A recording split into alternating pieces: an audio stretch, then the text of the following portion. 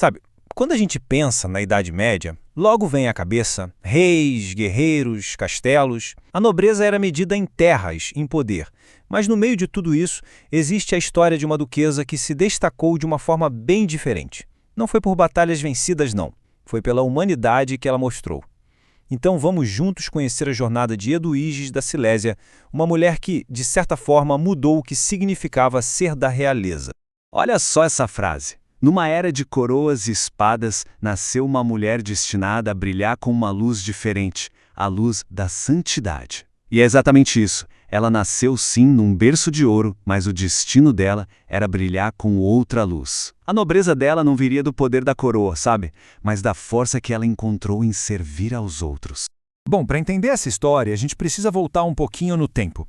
Vamos lá para 1174, no castelo de Andas. Foi ali que nasceu Eduíges, filha de um duque muito poderoso.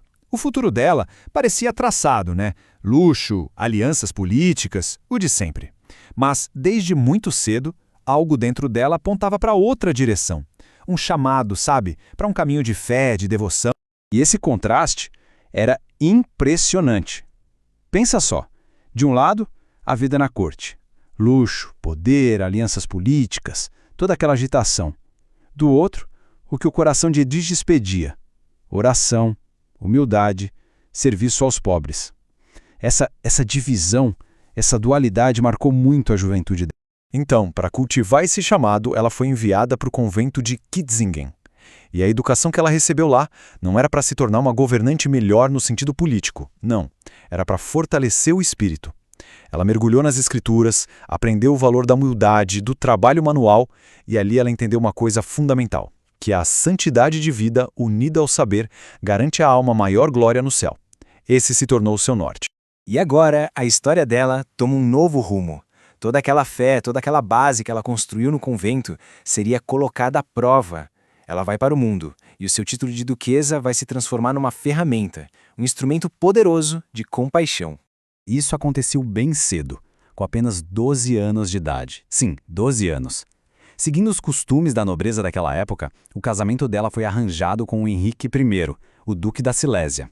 De repente, ela é a duquesa, uma posição de poder imenso que ela vai usar de um jeito que ninguém esperava. Então fica a pergunta, né? Como é que uma duquesa tão jovem e com tanto poder decide viver a vida dela? Bom, a resposta que ela deu para essa pergunta não foi só surpreendente. Foi algo que desafiou tudo o que se esperava da nobreza daquele tempo. Ela mostrou um tipo diferente de nobreza. E não foi com palavras, foi com ações. Por exemplo, ela andava descalça, mesmo no inverno, para visitar as pessoas, para sentir na pele o que elas sentiam. Por baixo daquelas roupas chiques da corte, ela usava uma túnica de lã bem simples, como um lembrete constante de humildade. E ela foi além. Fundou hospitais, mosteiros, escolas, lugares para viúvas e órfãos. E nos banquetes do castelo, ela comia muito pouco e mandava parte dela para quem tinha fome lá fora. Incrível, né? Mas a vida dela não foi só feita de atos de caridade. A fé de Eduíges foi testada de maneiras muito difíceis. Ela passou por provações que, levariam qualquer um ao limite. E foi nesses momentos que a força interior dela se mostrou ainda maior. A vida dela foi marcada por uma tristeza profunda. Imagina a dor de perder vários filhos. E como se não bastasse, no meio dessa dor toda, o marido dela, o duque, foi capturado em batalha. O ducado estava em crise e o coração dela, em pedaços. E o que ela fez? Em vez de mandar um exército, de usar a força, ela agiu com fé. Edviges foi, ela mesma, até o acampamento inimigo. Negociou a libertação do marido. E quando ele voltou, ele mesmo disse para ela: sua oração venceu onde as espadas falharam. Que momento, hein? Isso mostra o poder que ela tinha, um poder que não era militar.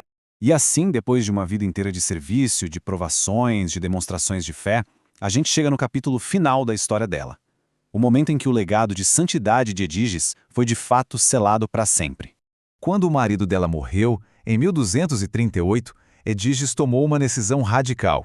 Ela renunciou a tudo, ao título de duquesa, às riquezas, a tudo, e se retirou para o mosteiro de Trebnitz, um lugar que ela mesma tinha ajudado a fundar. Ela só queria viver os seus dias em oração e simplicidade. Só que, mesmo no retiro, a missão dela não tinha acabado. Um dia, visitando uma prisão ali perto, ela viu uma coisa que a chocou. uma realidade muito dura da justiça daquela época. E essa descoberta deu a ela uma nova e poderosa missão. O que ela descobriu? Que as prisões estavam cheias de gente que não era criminosa perigosa. Eram pessoas presas por dívidas que não conseguiam pagar, uma situação que destruía famílias. E então, ela começou a agir, e de forma muito prática.